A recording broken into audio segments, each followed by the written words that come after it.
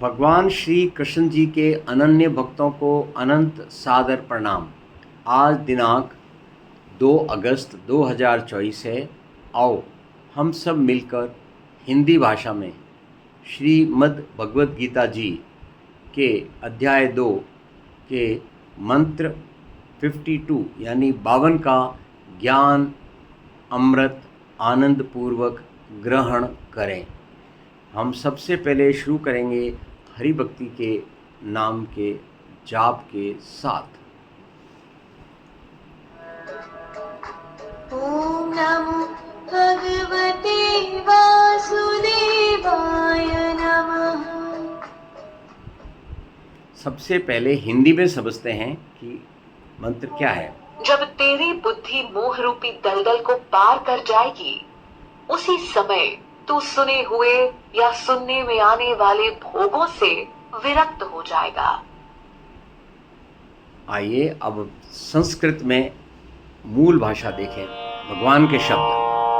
यदा ते मोहकलिलं बुद्धिर्व्यतितरिष्यति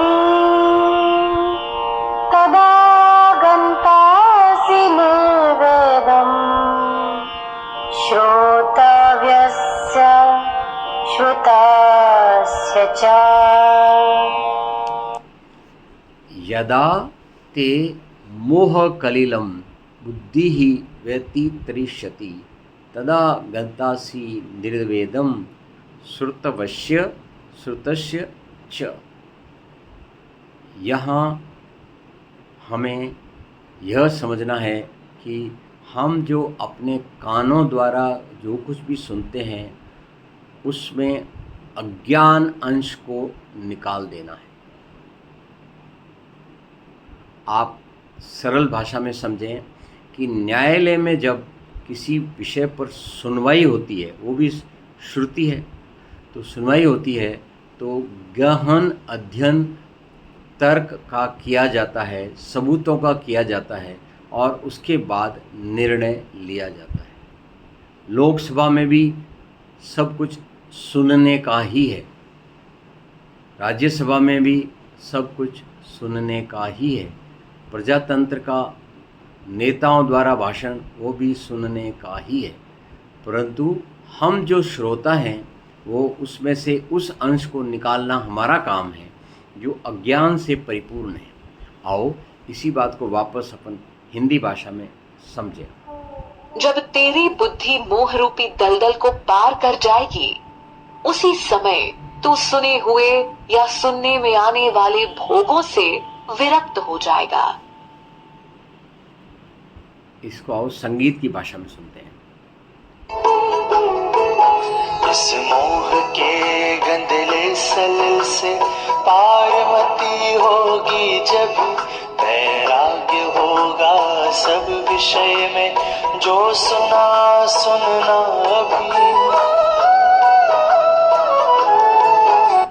वैराग्य का मतलब हम संन्यास से लेते हैं और संन्यास का मतलब योग है। योग किस एक पर्टिकुलर दिशा में। तो अपना कर्म योग क्या हो? कर्म योग हो श्री कृष्ण जी भावना भावित कर्म। कोई भी कर्म जो आपने भगवान को समर्पण करने के लिए कर रहे हो वो आपका शुद्ध कर्म योग है और मोह से परे है। भगवान के प्रति हमारा प्रेम, सम्मान, श्रद्धा, भक्ति, एकता, अनुशासन, ये सब हमारे कर्म के अंश हैं। इसके साथ ही आइए हम हिंदी में एक बार फिर समझें कि क्या कहा गया है। जब तेरी बुद्धि मोह रूपी दलदल को पार कर जाएगी, उसी समय तू सुने हुए या सुनने में आने वाले भोगों से विरक्त हो जाएगा। आइए आज के ज्ञान अमृत के ग्रहण करने को ओम के साथ पूर्ण आहुति दें। ओम